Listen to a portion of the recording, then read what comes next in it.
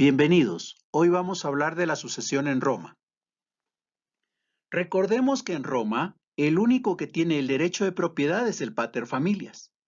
Probablemente el patrimonio logrado por este pater familias es consecuencia del trabajo de todos los integrantes de la familia.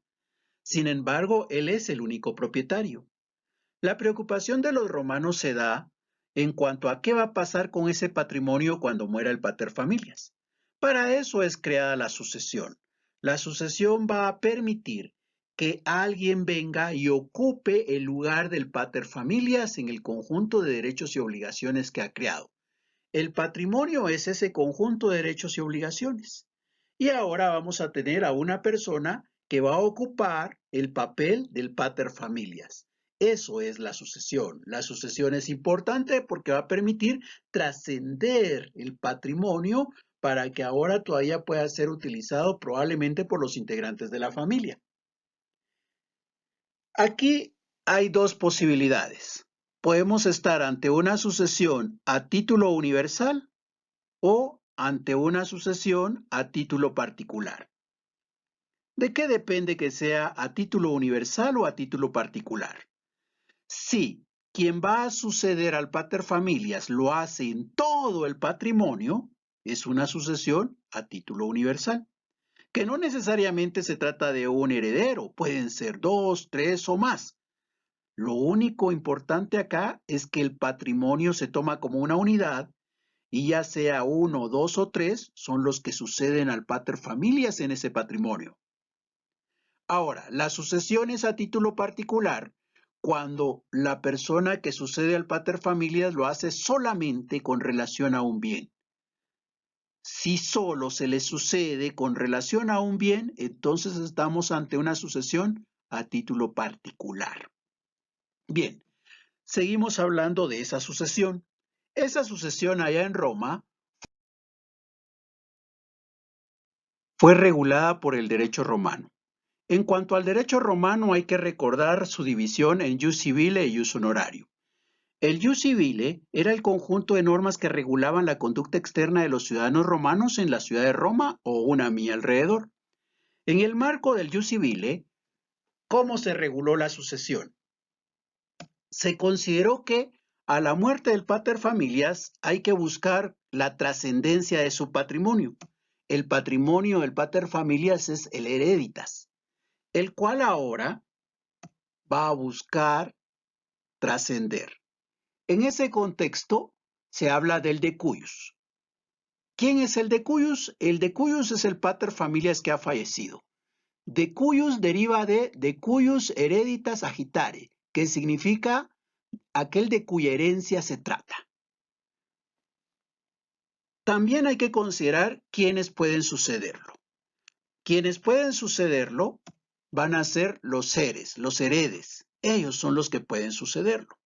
Entonces acá entramos en una relación entre el decujus, los heredes o heres, con relación a la hereditas. Aquí hay dos posibilidades. Una es que el pater familias nunca haya manifestado su voluntad con relación a lo que debiera pasar con su patrimonio después de su muerte. Y en ese contexto lo que hay que hacer es ir a buscar entre las normas del ius civile a quien le corresponde suceder al decujus. En ese caso estamos ante una sucesión legítima. Pero también el ius civile le da la oportunidad al pater familias que manifieste su última voluntad, celebrando un testamento. Y si ese es el caso, entonces el patrimonio podrá distribuirse en función de las personas que aquel haya instituido como herederos. En ese caso estamos ante la sucesión testamentaria.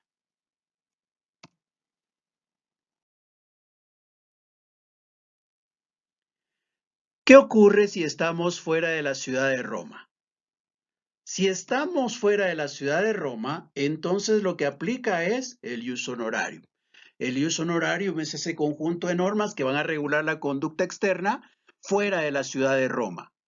Dentro del ius honorarium también se va a apoyar la trascendencia de ese patrimonio. Entonces, ahora tenemos la bonorum possessio, que es el patrimonio de este pater familias. y él está preocupado por que se logre su trascendencia. Y en ese contexto a él lo vamos a conocer también como el de Cuyos. Este señor también va a tener a quienes le pueden suceder y a ellos los vamos a conocer como los Bonorum Possessors.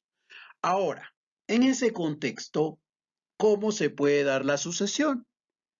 Al igual que en el ius civile, se consideró en el ius honorarium la posibilidad de que el pater familias no haya dado a conocer su última voluntad.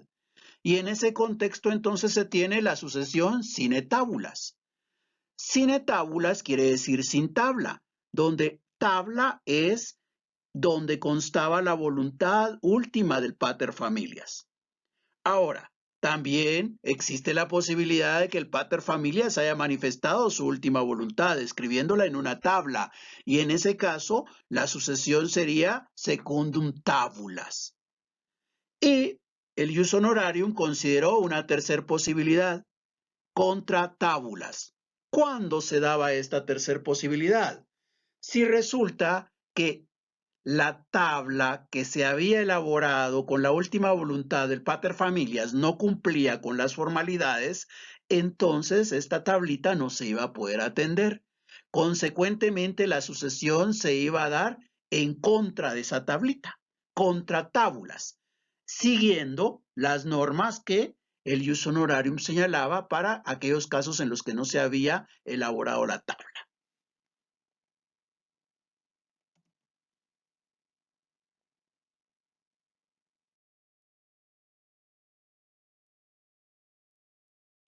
Muchas gracias por su atención. Hasta una próxima oportunidad.